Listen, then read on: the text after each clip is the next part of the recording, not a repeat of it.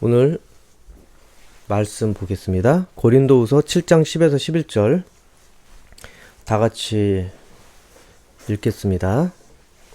시작.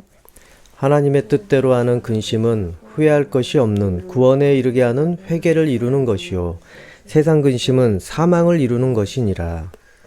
보라, 하나님의 뜻대로 하게 된 이 근심이 너희로 얼마나 간절하게 하며 얼마나 변증하게 하며 얼마나 분하게 하며 얼마나 두렵게 하며 얼마나 사모하게 하며 얼마나 열심 있게 하며 얼마나 벌하게 하였는가. 너희가 그 일에 대하여 일체 너희 자신의 깨끗함을 나타내었느니라. 고린도후서 7장 10에서 11절 쉬운 성경으로 제가 읽어드리겠습니다. 하나님의 뜻에 맞는 슬픔은 회개하여 구원에 이르게 하므로 후회할 것이 없습니다. 하지만 세상의 슬픔은 죽음에 이르게 합니다. 하나님의 뜻에 맞는 슬픔이 여러분에게 어떤 결과를 가져다 주었는지 보시겠습니까? 여러분은 더 진지해졌고 자신의 무죄를 더 증명하게 되었고 어떤 것에 대해 더욱 분노를 느끼게 되었으며 경각심을 갖게 되었습니다. 또 간절히 바라게 되고 관심을 갖게 되고 잘못을 저지른 사람들을 벌하게 되었습니다. 여러분은 모든 점에 있어 이 문제와 관련하여 무죄라는 것을 보여주었습니다. 아멘. 오늘 설교 주제는 후회가 없는 인생. 인생을 살면 살수록 사람은 어떤 시기마다 후회의 깃발을 꽂고 지나갑니다. 얼마 지나지 않아서 바로 꽂을 수도 있습니다. 그리고 오랜 기간 후에 마치 블랙박스 되돌려서 원인 분석을 한 다음 그 문제의 시점이 어디였는지 확인을 하듯이 그렇게 후회의 깃발을 오랜 시간 지난 다음에서야 꽂을 수도 있습니다. 그렇게 인생의 여정이 길어지면 길어질수록 그 깃발의 개수는 점점 늘어나게 될 것입니다. 그리고 때로는 지나고 보니 그때는 후회했지만 오히려 잘 됐다고 생각을 하고 다행이라는 깃발을 바꿔서 꽂을 일도 생겨날 것입니다. 그것을 전화위복이라고 합니다. 사람들에게 지금까지 살아오면서 후회했던 것, 그거를 몇 가지를 조사를 했더니 다들 후회한 것 몇 가지는 있었습니다. 근데 대부분 비슷한 점들은 다들 자기 인생을 위해서 미리미리 대비하지 않았던 과거를 대부분 후회했습니다. 40대를 앞둔 30대 그 젊은이들에게 물어보니까 그때 20대 그때쯤에 그때 미리 재테크라도 해서 재산을 조금씩 불려놓았더라면 지금 엄청나게 불었을 텐데 라는 후회를 하는 사람도 있습니다.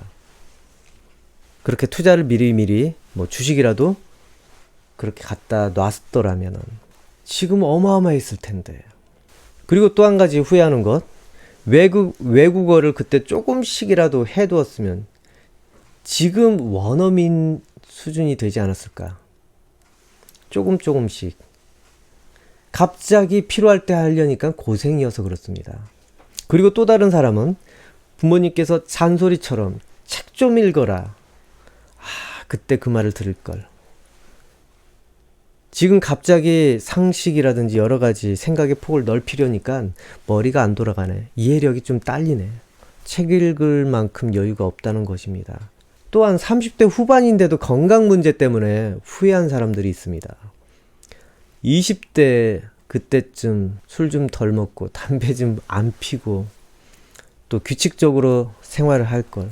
이 30대는 정말 바쁜 시절입니다. 일할 때도 많고 일해야 되는 것도 많고 하도 젊었을 때 신났다고 남아도는 게 체력이라고 밤새 놀고 밤새 의미 없는 것에 시간 보내고 비타민이라도 챙겨 먹었다면 괜찮겠지만 쓸데없는 것에 인생 자기 젊음을 낭비했기 때문에 30대부터 여러분 늙어갑니다. 아마 20대 후반부터 늙어간다고 그러나? 그래서 젊었을 때 조금 주의해서 건강을 챙길 걸, 이걸 또 후회한다고 합니다. 그리고 또 중년 때에는 중년에는 어느 정도 위치에 올라가야 할 시기입니다. 간부급으로 회사에서 승진해야 할 시기입니다. 어느 정도 위치가 있어야 되는 시기인데 그게 벽에 부딪히게 된 것입니다. 그러다 보니까 어떤 후회가 됩니까? 대학 다닐 때 허송세월 한 것을 후회했다고 합니다. 좋은 대학교를 못 들어간 거에 대해서 후회했다고 합니다. 다른 사람은 자기보다 승진을 할 테고 자기는 만년 과장 아니면 승진의 길이 막혀서 이제는 회사를 그만둬야 되나 아니면 제2의 인생을 찾아야 되나 뭐 치킨집이라도 열어야 되나 이제는 거기에서 후회를 하기 시작합니다. 자녀도 있는데 이제 어떻게 해야 될까? 그때 대학이라도 다닐 걸. 아니 대학이라도 좋은데 다닐 걸. 그리고 또 한 가지 후회는 젊은 시절에 어른들 말을 안 듣고 살았던 것. 역시 공부하기 싫어했던 것을 후회합니다. 왜냐하면 더 이상 올라가지 못하니까 생계에 문제가 된 것입니다. 분야의 한계를 느낀 것입니다. 이제 다른 분야를 새롭게 하려니까 이 나이에 또 새롭게 시작한다는 것도 부담되고 안 그렇습니까? 그래서 그 젊은 시절에 철없이 살았던 것을 후회합니다. 막상 살고 보니까 이제는 막막해졌기 때문에 그렇습니다. 선택을 젊었을 때 잘할 걸. 그래서 사람들은 많이 생각을 합니다. 나이 먹어서도 할 수 있는 그런 진로가 뭘까? 나이 먹어서도 할 수 있는 것들. 사람들 그래서 젊었을 때 멀리까지 보는 사람은 그것까지 생각을 하면서 뭔가 선택을 합니다. 젊었을 때 한철 그냥 꽃처럼 피었다 지는 것 말고 뭔가 나이 먹어서까지 내가 충분히 할 수 있는 것. 무엇이 있겠습니까, 여러분?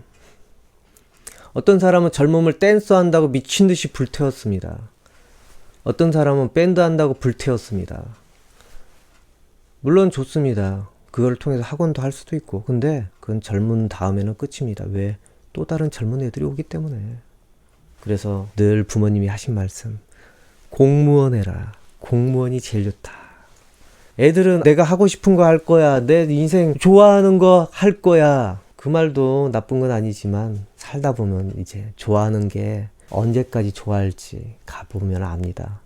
그리고 나이가 노년으로 갈수록 관계에 대한 후회가 이제 또 생겨난다고 합니다.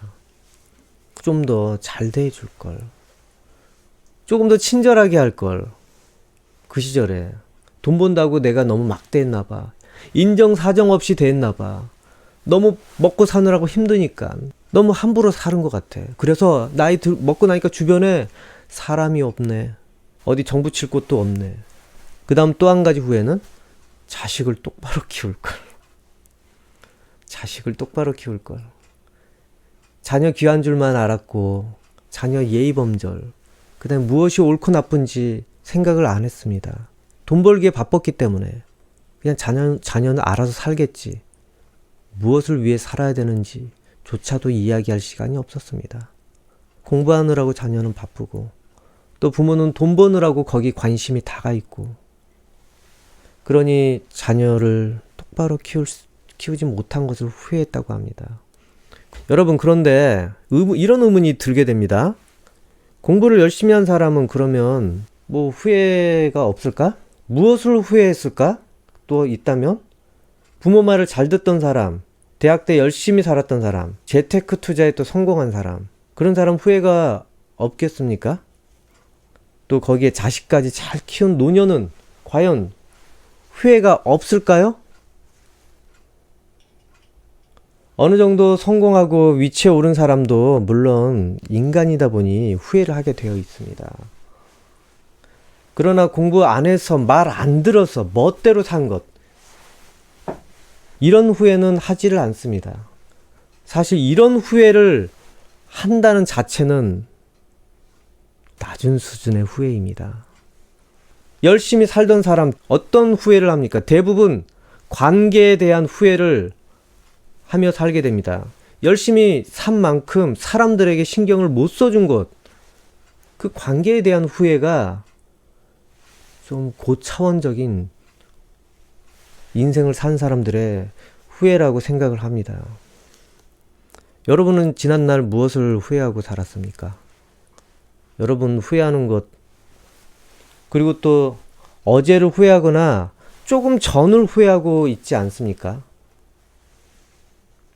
이처럼 사람들은 계속 후회를 하면서 살 수밖에 없습니다. 또 기대를 하게 되고, 기대한 것에 대해서 또 후회하게 되고, 그리고 나이대별로 살아온 것에 대한 후회 기준도 달라집니다. 어떤 것에 후회하는지 그 포인트가 달라집니다. 하지만 후회가 다시 감사로 변하는 경우도 있습니다. 후회한 것, 그거에 대해서 감사하게 됩니다. 때로는. 후회를 하면은 어떤 일이 생겨납니까? 변하려고 합니다. 개선되려고 합니다. 이전처럼 후회할 인생을 살지 않기 위해서 이제는 절대 후회할 짓 하지 말자. 그러면서 더 좋은 결과를 이뤄낼 수도 있습니다. 근데 문제는 너무 늦으면 안 된다는 것입니다. 너무 늦게 후회하고 나면 후회해봐야 어찌할 수 없게 되기 때문에 그렇습니다. 이미 지나가 버린 젊은 시절 멋대로 즐기며 사느라 만나는 이 험난한 인생, 후회한들, 뭐 철없이 살던 그때를 고칠 수 있겠습니까? 어떤 사람은 열심히 놀지 못한 것이 후회된다고 합니다. 그 30대 후반 사람인데 뭐 열심히 공부를 해서 그런가? 그런데 또 다른 생각을 해봤습니다. 그 사람 얼굴을 딱 본 다음에 생각을 해보니까 노는 것에 의미를 참 많이 두는 사람이구나. 제 스스로 한번 생각을 해봅니다. 아니 고작 30대 후반인데 벌써 놀지 못해서 후회한다니. 혹시 노는 거 되게 좋아하나 보다 하는 개인적인 판단도 해봤습니다. 놀지 못한 것에 대해서 더 할 말이 있습니다. 제가 젊어서 놀기 참 좋습니다. 어떤 사람은 그때 놀아줘야 정서가 발달된다고 했습니다. 그런데 여러분, 대부분 사람 못 즐겨서 후회합니까? 물론 그런 사람도 일부 있습니다.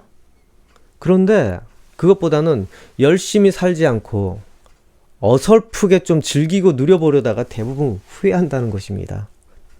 열이면 열. 좀 더 열심히 살 걸. 일찍 샴페인을 터트린 것이 문제였던 것입니다. 근데 먼 미래를 보면 그 시절 그렇게 산 거에 대해서 분명히 그 영향을 받을 수밖에 없습니다. 오늘 고린도 후서 바울이 이 고린도 후서를 쓴 이유도 바로 후회 때문에 그렇습니다. 이 고린도 교회를 그래서 위로하게 된 것입니다. 바울이 지난 편지로 너무 호되게 질책을 했습니다. 눈물로 얼룩지면서 그렇게 작성을 해가지고 고린도 교회에 편지를 보낸 것입니다. 그 편지에는 바울의 격분과 안타까움이 다 담겨 있습니다. 그리고 그것을 통해 그들은, 그 고린도 교회는 지난날 자신들의 잘못에 대해 후회하며 괴로워하고 있습니다. 어떤 사람은 이제는 고린도 교회가 이전과는 좀 다르게 될 것 같다. 정말 새롭게 다시 변화될 것이다 라고 기대를 하게 됩니다. 또 어떤 사람은 자기의 답답함을 호소합니다. 나는 아무 잘못 없습니다. 내가 왜 이것을 듣고 괴로워해야 됩니까? 그리고 그 문제를 일으켰던 당사자는 그 질책 때문에 부끄럽습니다. 마음이 너무 어렵습니다. 자기가 저지른 이 일이 얼마나 비난받아 마땅한 일인지 여러 사람들 앞에서 그렇게 느껴졌습니다. 그리고 못 받아들이고 반발하는 사람은 어떻게 됩니까? 징계를 당합니다. 출교를 당합니다. 그 죄라는 것을 알게 됐을 때 마음에 정말 자기가 잘못했다고 후회가 된 사람은, 그런 사람은 위로를 받게 됐는데 끝까지 못 받아들이고 자기 자신의 그 자존심을 지키려던 사람은 사람들에게 지적을 받고 출교당하게 됩니다. 여러분, 출교라는 게 그 시대에 얼마나 무서운 일인지 아십니까? 바로 지옥입니다. 출교라는 그 자체는. 출교당하면 지금처럼 뭐 딴 교회 가는 것도 아닙니다. 교회가 딴 데 뭐 많이 있다면 모르겠지만은 출교는 이제 하나님께 쫓겨나는 것입니다. 그렇게 출교를 당한 사람도 있습니다. 그렇게 분란이 있었던 고린도 교회 분위기는 성도 간에 조금 어색해졌습니다. 어색할 수밖에 없죠. 그리고 서먹서먹했을 것입니다. 이에 바울은 고린도 후서로 잘못을 저지르던 당사자들을 용서한다고 합니다. 사람들 분위기가 조금 싸해. 처음에 너무 그냥 강하게 질타해서 사람들을 근심하게 하고 슬퍼하게 만든 자신에 대해서 후회를 했습니다. 그런데 오히려 그 덕분에 고린도 교회 교인들이 반성을 하고 또 서로 자기들이 저지른 거에 대해서 부끄러워하고 그것을 죄로 여기면서 그래서 좀 더 주의를 해야겠다 하는 이런 모습에 바울은 이제 차라리 잘된 거라고 생각을 하자. 바울이 했던 후회를 이제는 이게 후회가 아니라 오히려 이런 일이 잘된 일이다. 자기가 이렇게 지적하고 날카롭게 비판한 거에 대해서 잘된 일이다. 그렇게 생각을 하였다고 합니다. 오늘 본문 바로 위 8에서 9절 보겠습니다. 쉬운 성경 고린도전서 7장 8에서 9절. 지난번에 쓴 편지로 인하여 내가 여러분의 마음을 아프게 하였지만 후회는 하지 않습니다. 여러분이 그 편지로 인해 잠깐이나마 마음 아파했다는 것을 알고는 나 자신도 후회를 하였지만 지금은 오히려 기뻐합니다. 그것은 여러분이 마음 아파해서가 아니라 여러분이 아파함으로써 회개를 하였기 때문입니다.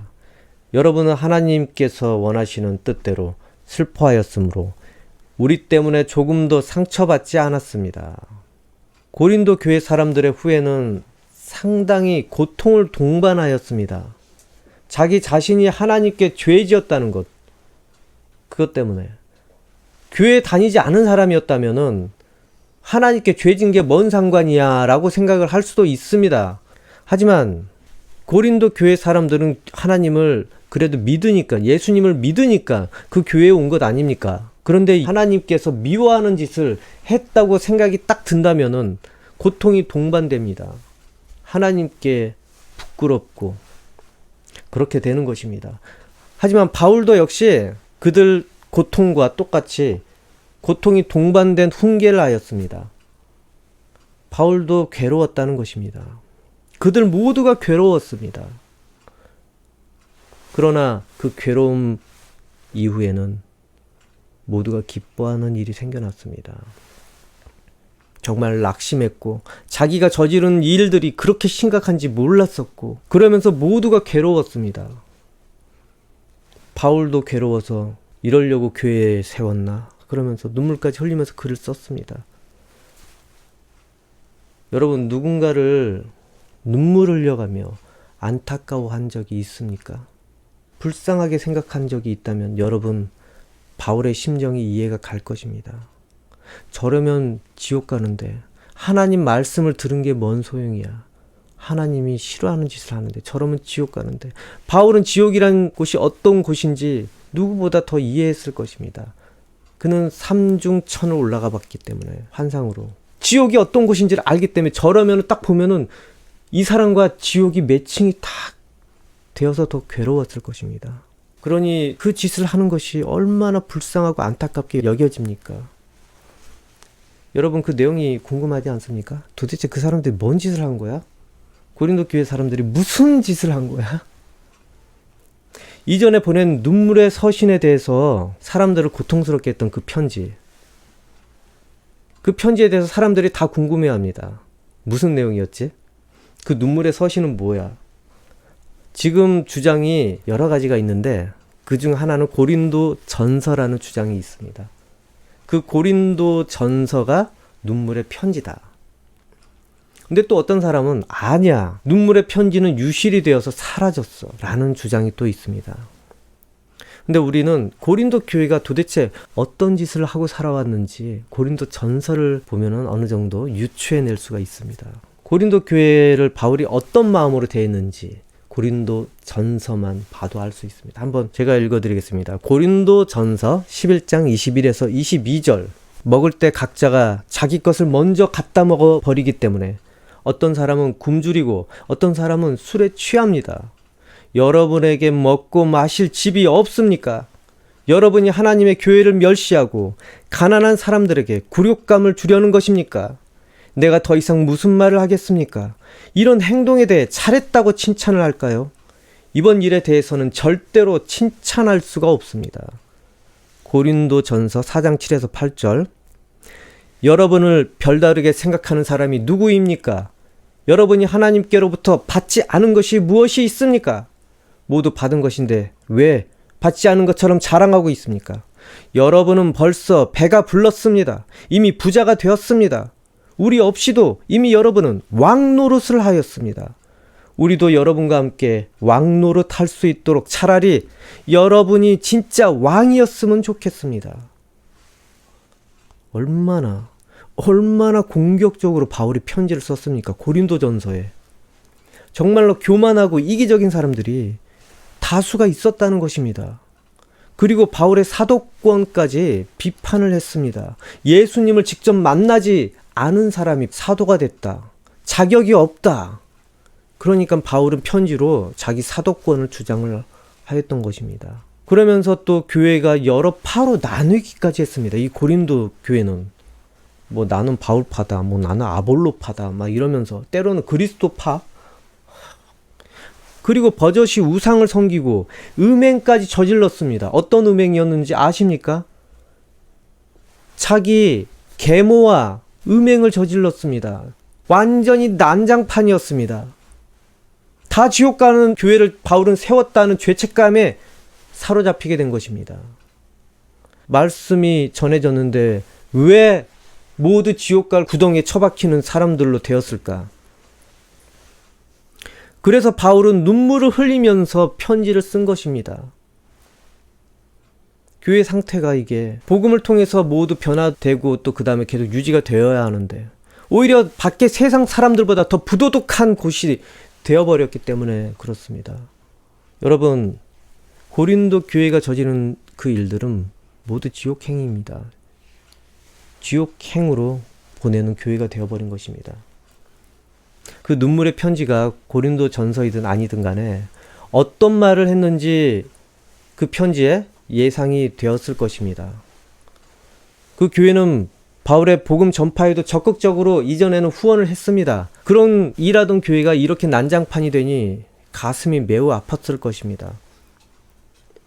그러나 그들은 바울의 눈물의 편지를 전해받고 잘못을 저지르던 자도 그것에 고통을 받던 자도 모두 참교육을 받게 되었습니다. 바로 후회하고 그 잘못을 고치려고 교인들이 노력했기 때문에 그렇습니다. 그리고 바울은 고통 중에 보낸 편지를 비록 후회는 했었지만 그때는 이제는 후회가 아니라 오히려 기쁨의 근원이 된 것으로 여기게 되었습니다. 내가 눈물 흘린 거 잘한 거야. 내가 편지 보낸 거 잘한 거야. 이처럼 홍역을 겪고 나서 교인들은 더 열심히 죄를 몰아내려고 노력을 했습니다. 천국 가려고 이 교회에 왔지. 결국에 우리가 지옥 가면 무슨 소용이야. 하나님의 교회를 똑바로 세우자. 더 단단하게 세우자. 죄를 몰아내자. 죄 짓는 사람을 벌하자. 그렇게 해야 죄는 떠나갑니다. 죄는 안 그러면 타협하기 때문에 다시 암처럼 뻗쳐나갑니다. 이 암이 혈관을 뻗쳐서 모든 영양분을 쭉쭉 빨아들여서 죄를 키우는 영양분으로 키우게 됩니다. 죄와 타협을 하면은 그걸 잘라내지 않는 이상 암처럼 끊임없이 혈관을 뻗쳐낼 것입니다. 여러 사람들의 영양을 쭉쭉 빨아들여서 오염시킬 수밖에 없습니다.